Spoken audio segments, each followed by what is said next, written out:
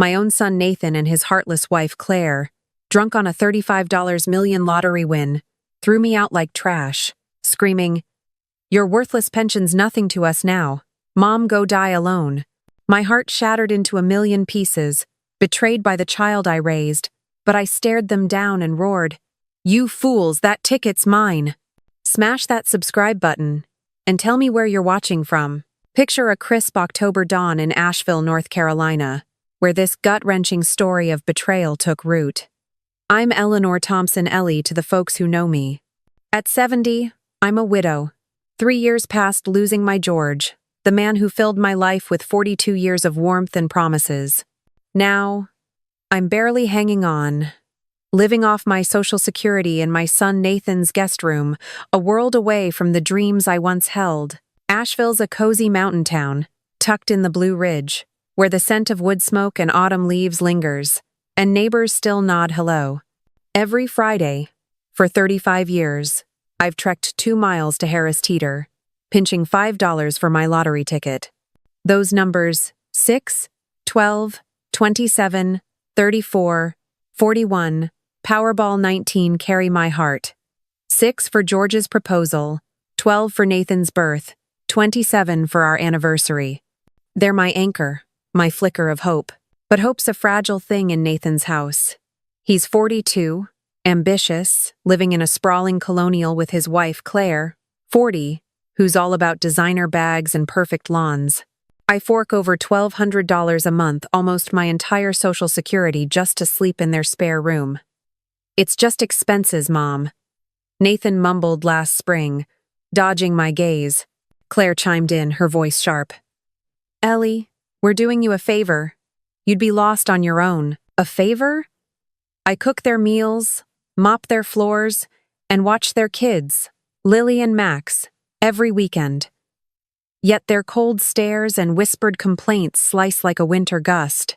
I'm no family here, just a tenant, fading into their polished world." This morning, as I slipped that lottery ticket into my purse, I passed the old house George and I built, now boarded up, awaiting sale. My chest tightened, hearing his voice in those empty rooms. I had no idea that ticket would soon shatter their greed and set me free. Living in Nathan and Claire's house in Asheville, North Carolina, felt like walking on eggshells in a palace that wasn't mine. At 70, I, Ellie Thompson, was supposed to be savoring my golden years. But instead, I was a shadow in my son's life, paying $1,200 a month, nearly every cent of my Social Security, for a corner of their guest room. That room, with its sterile beige walls and a single window overlooking their manicured lawn, wasn't a home. It was a reminder of how far I'd fallen since losing George 3 years ago. Nathan, my 42-year-old son, and his wife Claire, 40, had turned their colonial mansion into a stage where I played the role of an unwanted servant. Every day, I cooked their dinners: roast chicken, mashed potatoes, whatever Claire's latest diet demanded. I scrubbed their marble countertops, folded their laundry, and chased after their kids, Lily and Max, when they tore through the house like tiny tornadoes. All for what? A curt nod from Claire or Nathan's distracted grunt as he scrolled through his phone. It started small, the way erosion wears down a mountain. "Ellie, could you grab the dry cleaning?" Claire would ask, her voice sweet but edged with expectation. "Oh, and maybe whip up something quick for dinner? We're swamped." Swamped meant Claire lounging by the pool, posting selfies on Instagram, while Nathan hid in his home office, dodging my questions about the bills piling up on the kitchen island. By spring, their requests became demands. "Mom, we need you to watch Lily and Max this weekend," Nathan said one evening, not looking up from his laptop. "Claire and I have a couples retreat in Charleston." I nodded, biting back the question of when I'd get a break. I'd already clocked 1,500 hours of unpaid work that year, cooking, cleaning, babysitting, while handing over $14,400 in rent. My hands, once soft from George's gentle touch, were now rough from scrubbing their floors. The worst was Claire's attitude, sharp as a switchblade. One afternoon, as I folded Max's superhero pajamas, I overheard her on the phone in the living room. "Having Ellie here is like running a charity. she sneered to her friend Jenna. She's old baggage, slowing us down. But her social security keeps the lights on, so we deal. My heart clenched, the words cutting deeper than any knife. Old baggage? I'd raised Nathan, taught him to ride a bike, cheered at his football games. Now I was a line item in their budget. I stood frozen, clutching those tiny pajamas, as Claire's laughter echoed through the house. When I confronted Nathan later, his face flushed, but he just muttered, "She didn't mean it, Mom. You know how Claire gets." No apology, just excuses. That's when I realized Nathan wasn't the boy I'd raised anymore. He was a stranger who'd traded love for convenience. Their greed showed in other ways. Last summer, they bought a shiny new Lexus SUV, claiming it was for the kids' safety. Meanwhile, I was pinching pennies to buy my weekly lottery ticket at Harris Teeter. They jetted off to Hawaii for a 10-day vacation, leaving me to manage Lily and Max's school schedules and soccer practices. "You're so good with them, Ellie," Claire said, tossing her designer sunglasses into her purse. "It's like you were born for this." Born for this? I was born to be a mother, a wife, a woman with dreams, not a live-in maid paying for the privilege. Yet, every time I thought of leaving, reality hit hard. With only $50 left after their rent, an apartment in Asheville was a pipe dream. Subsidized senior housing had a 3-year waitlist, and I wasn't about to end up in a rundown studio on the wrong side of town. The final straw came one evening in late September. I was wiping down the kitchen counters when Claire breezed in, her phone glued to her ear. "Yeah, Jenna, we're upgrading the patio," she said, her voice dripping with excitement. "With Ellie's contributions, we can afford the stone pavers now." Contributions? That was my social security, my lifeline, being spent on their backyard makeover. I gripped the sponge, my knuckles white, as her words sank in. They weren't just using me, they were flaunting it. Nathan walked in, avoiding my eyes as usual. "Ellie, can you make sure Max's homework's done?" he asked, already halfway out the door. I wanted to scream, to demand why my life was worth less than their luxury, but I swallowed the rage, nodding like always. That night, as I lay in that guest room, staring at the ceiling, I felt the weight of their betrayal pressing down. I was invisible, a cog in their machine, and they were grinding me to dust. But something was brewing, something they'd never see coming. That lottery ticket, tucked safely in my purse, was about to change everything. The weight of Nathan and Claire's betrayal had already worn me down, but nothing could have prepared me, Ellie Thompson, for the dagger they drove through my heart that October evening in Asheville, North Carolina. At 70, I thought I'd known grief. Losing my George 3 years ago had hollowed me out, but this was a new kind of agony, a betrayal so raw it felt like my soul was unraveling. It was a Thursday, the kind of quiet evening where the Blue Ridge Mountains cast long shadows over our sleepy town, and I was in the guest room of Nathan's colonial mansion, folding Lily's school uniforms. The house was still, save for the faint hum of Claire's voice drifting up from the kitchen. She was on the phone again, her tone sharp and businesslike, the way it got when she was scheming. I didn't mean to eavesdrop, but her words stopped me cold, each one a shard of glass in my chest. "Yes, we're finalizing the sale of the old house on Maple Street," Claire said, her voice clipped. "It's just sitting there, eating up taxes. We'll clear $60,000 after fees enough to cover the new pool." My hands froze on Lily's plaid skirt. The old house on Maple Street was mine, ours, George's and mine. It was the clapboard home where we'd raised Nathan, where we'd danced to Sinatra in the kitchen, where George carved our initials into the oak tree out back. It was my sanctuary, my last tie to him, and they were selling it without a word to me. My knees buckled, and I sank onto the bed, clutching the skirt like a lifeline. $60,000? That house held 42 years of love, and they were trading it for a pool?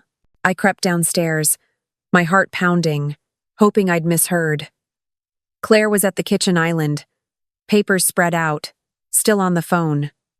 "The realtor says it'll close by November," she continued. "Nathan's signing the deed tomorrow." No, Ellie doesn't know. Why would she? It's not her name on the title anymore. Not my name? George and I had paid off that house decades ago, but after his death, Nathan had convinced me to transfer the title to him, saying it was for tax purposes. I'd trusted him, my own son, and now he was selling my memories to fund their lavish lifestyle. I stood in the doorway, invisible to Claire, my throat tight with unshed tears. The kitchen light gleamed off her diamond earrings bought with my Social Security money, no doubt. Nathan, I called out, my voice trembling as he walked in from the garage, loosening his tie. He froze, sensing the storm in my tone. Are you selling our house on Maple Street? His eyes darted to Claire, who ended her call with a quick, I'll call you back.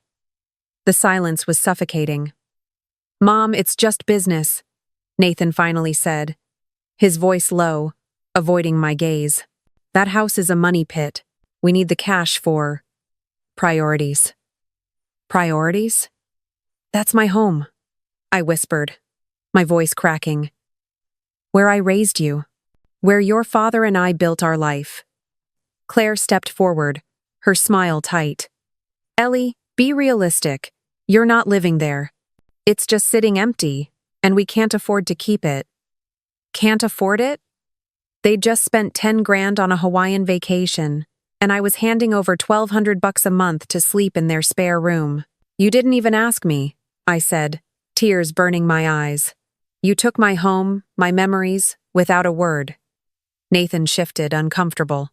Mom, you're being dramatic. We're family. We make decisions together. Together? I'd been their cook, their cleaner, their babysitter for Lily and Max, all while paying them $14,400 a year. And now, they'd stripped me of the last piece of George without so much as a conversation. Claire's eyes narrowed. Ellie, you're not out on the street. We've given you a place here. You should be grateful. Grateful? The word was a slap, and my heart sank to depths I didn't know existed.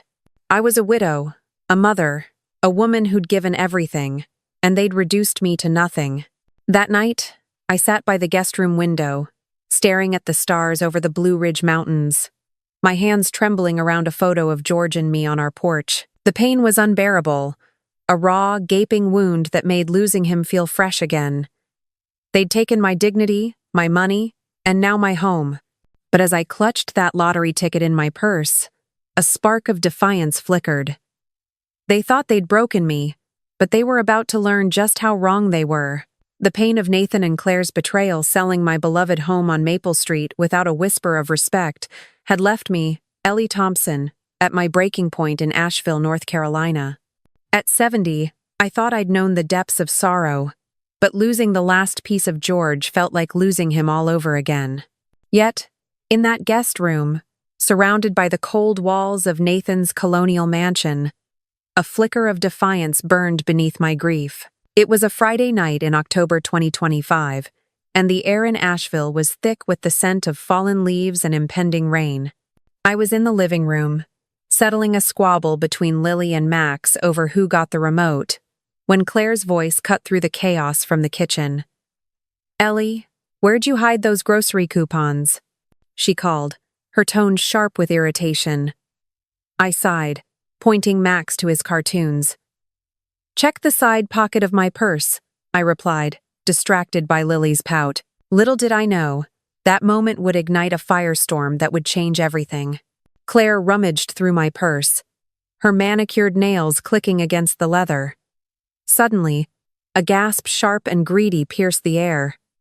Oh my God! Nathan, get in here! She shrieked.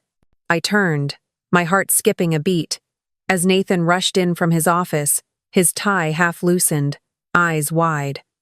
Claire stood at the kitchen island, clutching my lottery ticket like it was a golden relic. Ellie, is this real?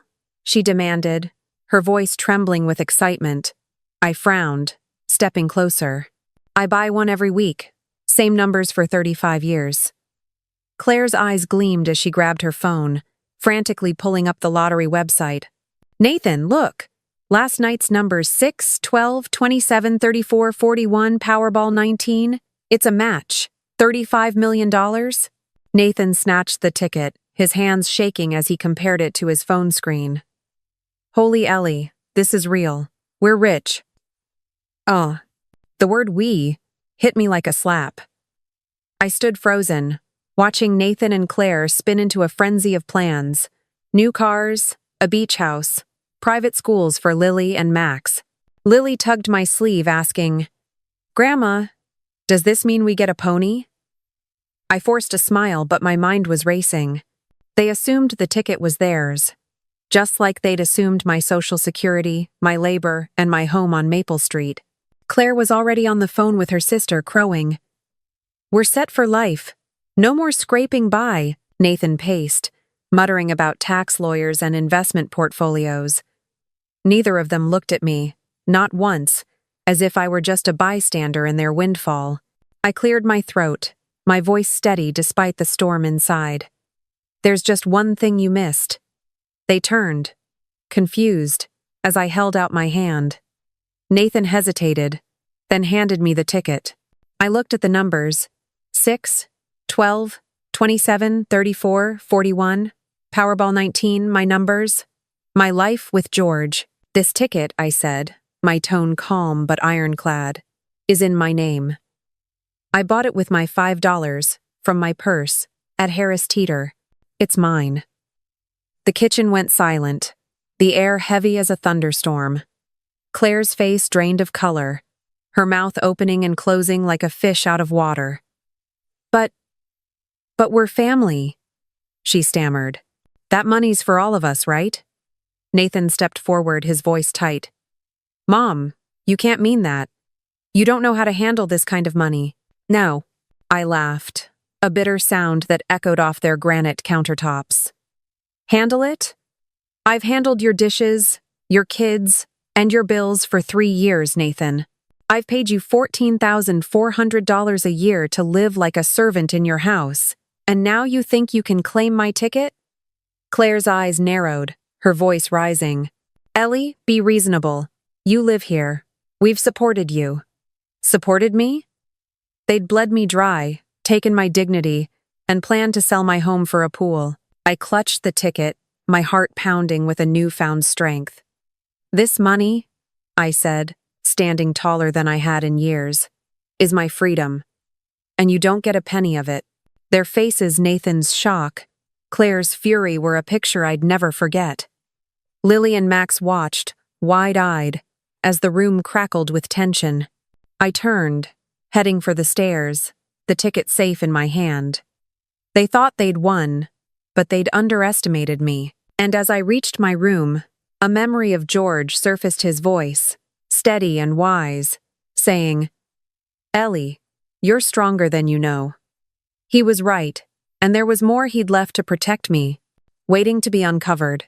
The air in Nathan and Claire's Asheville mansion felt charged, like the calm before a Blue Ridge thunderstorm, after I, Ellie Thompson, dropped the bombshell that the $35 million lottery ticket was mine alone. Their stunned faces, Claire's pale fury, Nathan's stammering disbelief lit a fire in me. But the universe had one more ace up its sleeve, one that would shake the ground beneath their greed. It was Saturday morning, October 2025, and the house was a whirlwind of chaos. Lily and Max were sprawled on the living room rug, bickering over a board game, while Claire paced the kitchen, her phone buzzing with calls to financial advisors she thought would secure our fortune. Nathan hovered nearby, his eyes darting to me every time I moved, as if I might vanish with the ticket. I kept it close, tucked in my purse, my lifeline to freedom. But as I sipped my coffee, steeling myself for the fight ahead, a call from Henry Carter, our family lawyer, changed everything. I slipped out to the porch, the crisp mountain air clearing my head, and answered. Ellie. Henry's voice was warm but heavy with purpose. I need to see you today. It's about George. My heart skipped, a pang of longing for my late husband mixing with curiosity. What about him? I asked, gripping the phone. There's something he left for you. Something he kept secret to protect you. Can you come to my office? I glanced back at the house, where Claire's voice carried through the window, snapping at Nathan about securing the money. I agreed to meet Henry, my mind racing. George had always been my rock, but what could he have hidden? An hour later, I sat in Henry Carter's oak-paneled office downtown, the smell of old leather and coffee grounding me. Henry, with his silver hair and kind eyes, pulled a thick folder from his desk. "Ellie," he began, his tone grave. "George suspected Nathan and Claire were living beyond their means long before he passed. He hired a private investigator 6 months before his death." My breath caught. "An investigator?" I whispered. Henry nodded, sliding a document across the desk. "Nathan and Claire are drowning in debt. $60,000 across credit cards, car loans, and a mortgage they can't sustain. George knew they'd lean on you after he was gone, not out of love, but necessity." The words hit like a punch. My son, the boy I'd rocked to sleep, had been scheming even before George's cancer took him. Henry opened another folder, his eyes softening. "George set up a trust fund for you, Ellie. $750,000 earning interest for 3 years, to be released if your family ever tried to exploit you." I stared, my hands trembling. $750,000? George, my quiet, steady George, had built a fortress around me from beyond the grave. "He knew," I murmured, tears welling. "He saw what they'd become." Henry nodded. "He made me promise to watch over you. The trust is yours, Ellie. No strings attached. Nathan and Claire have no claim to it." I clutched the folder, my heart swelling with love and grief. George hadn't just given me money. He'd given me power, a shield against the betrayal that had crushed me. I drove back to Nathan's house, the trust fund documents burning a hole in my purse next to the lottery ticket.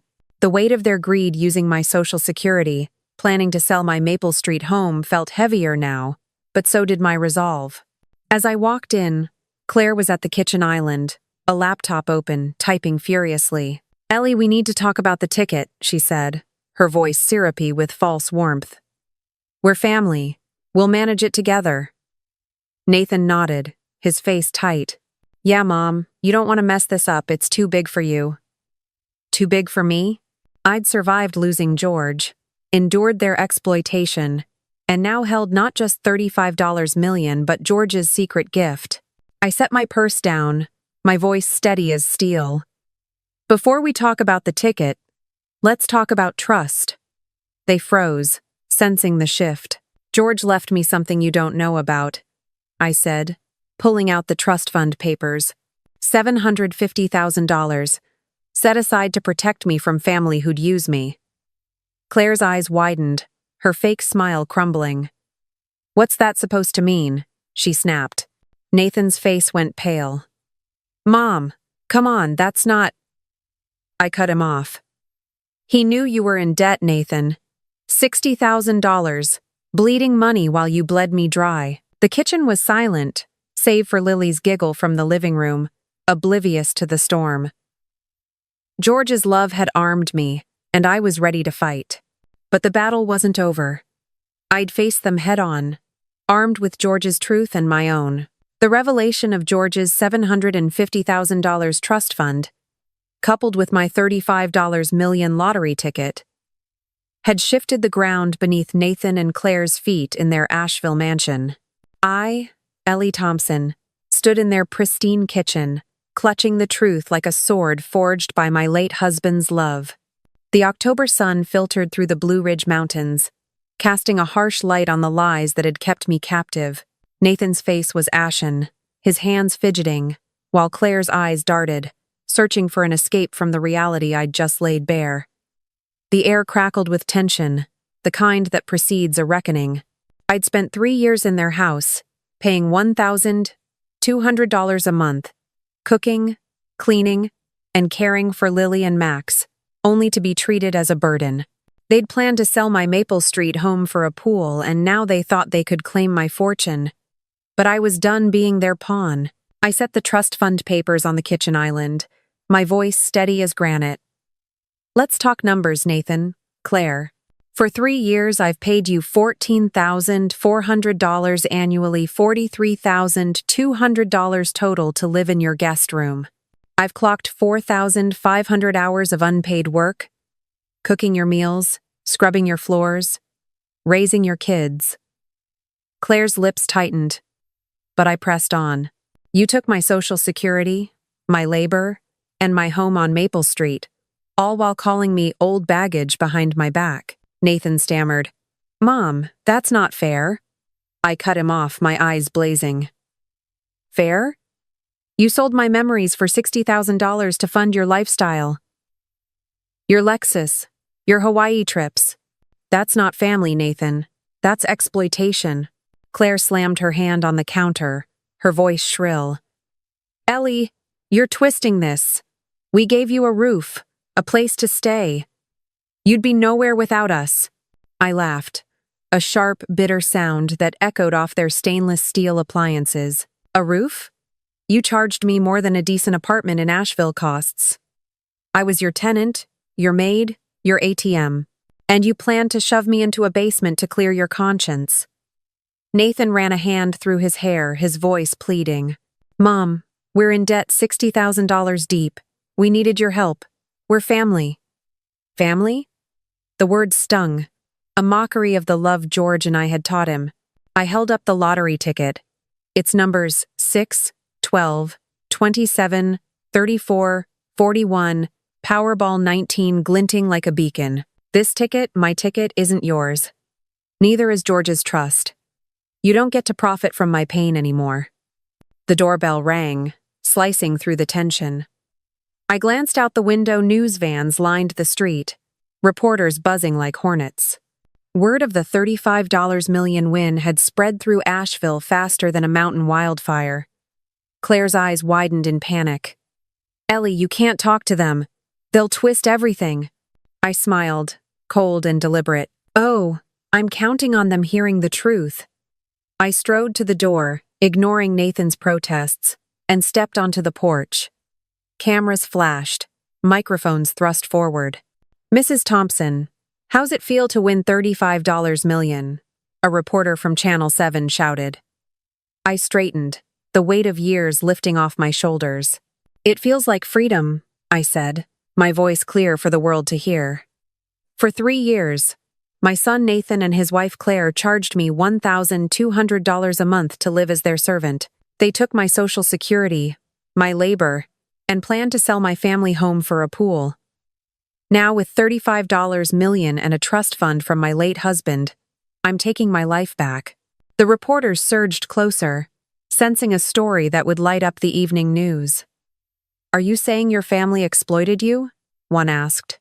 I looked back at the house, where Nathan and Claire stood frozen in the doorway, their faces a mix of shame and desperation. I'm saying family should mean love, not a business deal, I replied.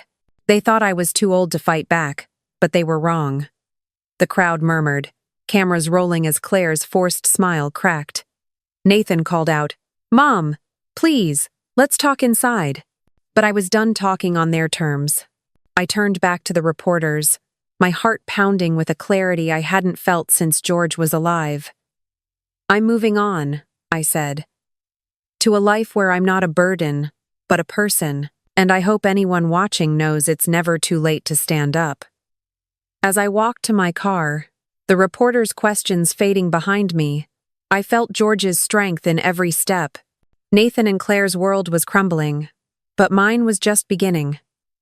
The real fight, though, was coming, a final stand to ensure they'd never underestimate me again.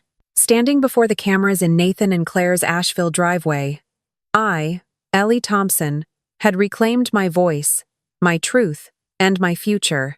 The $35 million lottery ticket and George's $750,000 trust fund were my keys to freedom, unlocking the chains of their exploitation.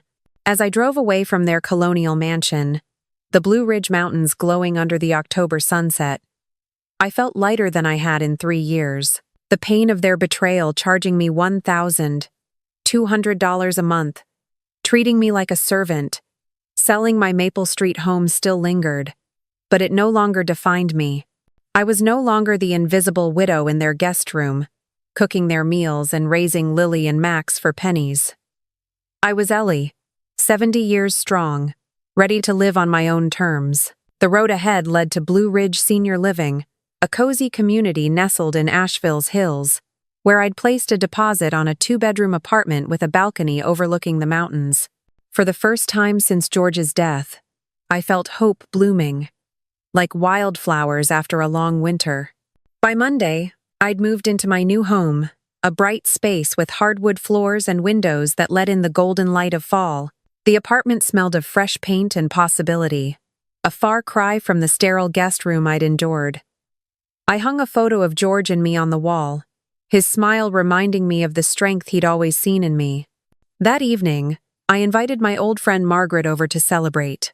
Margaret, with her fiery red hair and infectious laugh, had been my rock through George's illness, always urging me to stand up to Nathan and Claire. We sat at my new dining table, clinking glasses of sweet tea, Asheville's finest, under the glow of a chandelier I'd picked out myself. "Ellie," Margaret said, her eyes sparkling, "you did it. You broke free. I'm so damn proud of you." I laughed, the sound free and unburdened. It took a lottery ticket and George's secret to get me here, but I'm never looking back. We toasted to new beginnings, to the life I'd reclaimed. The apartment was mine, paid for with a fraction of the trust fund, leaving plenty for the years ahead. I'd already called Henry Carter, my lawyer, to set up meetings with financial advisors to manage the $35 million wisely, no flashy purchases, just security and freedom. Lily and Max would still see their grandma, but on my terms, maybe for ice cream at the creamery downtown, not as their unpaid nanny. Nathan and Claire, meanwhile, were reeling. News of my public statement had spread across Asheville, with Channel 7 airing clips of me calling out their greed. I heard through Margaret that Claire was frantically spinning a story about misunderstandings, while Nathan avoided the cameras, his silence louder than any excuse. Their $60,000 debt loomed, no longer cushioned by my Social Security. I felt no guilt, only relief. As I stood on my balcony, watching the stars twinkle over the Blue Ridge, I thought of every senior out there, maybe watching this video, feeling trapped by family or circumstance. I wanted to reach through the screen and tell them what I'd learned. "It's never too late to stand up for yourself," I said, imagining their faces. At 70, I thought my life was over, reduced to a guest room and a paycheck for my son's debts. But I found my strength, my voice, and my freedom. You can too, no matter your age. My heart swelled, picturing George nodding in approval. This wasn't just my story. It was a beacon for anyone who'd been made to feel small. I turned to the camera, my voice warm but firm. "Hit that subscribe button and share your story in the comments. Let's lift each other up, because your voice matters." Margaret joined me on the balcony, her arm around my shoulders.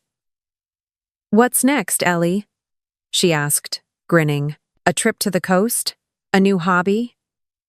I smiled, the possibilities endless. "First, I'm learning to live for me," I said. "And I'm ready to share what George taught me about strength. His wisdom, his love, had carried me here. And there were lessons yet to share. Lessons that could light the way for others." Standing in my new apartment at Blue Ridge Senior Living, surrounded by the soft glow of Asheville's October dusk, I, Ellie Thompson, felt a quiet strength settle in my bones.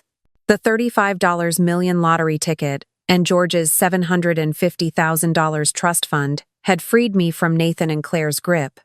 But it was the lessons carved into my heart that truly set me free.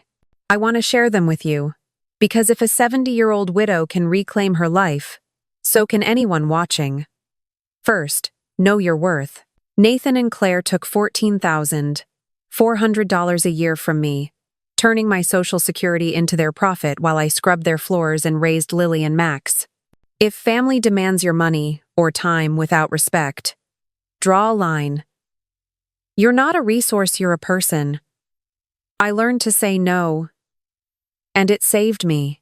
Second, plan for your future, no matter your age. George's trust fund, hidden for 3 years, was his way of shielding me from Nathan's $60,000 debt and Claire's greed. He saw their betrayal coming and built a safety net. Whether it's a savings account or a trusted friend like Margaret, create your own anchor. Don't let anyone steal your security. Finally, speak your truth. I stayed silent too long, letting Nathan and Claire treat me like a servant in their Asheville mansion. But when I stood before those reporters, telling the world how they'd exploited me, I broke free. Your voice is your power, use it, even if it shakes. I'm here now, in a home filled with light, because I learned these truths. You can too. If my story touched you, please like this video, drop a comment with your own journey, and subscribe to join me in living boldly. Let's lift each other up, one honest step at a time.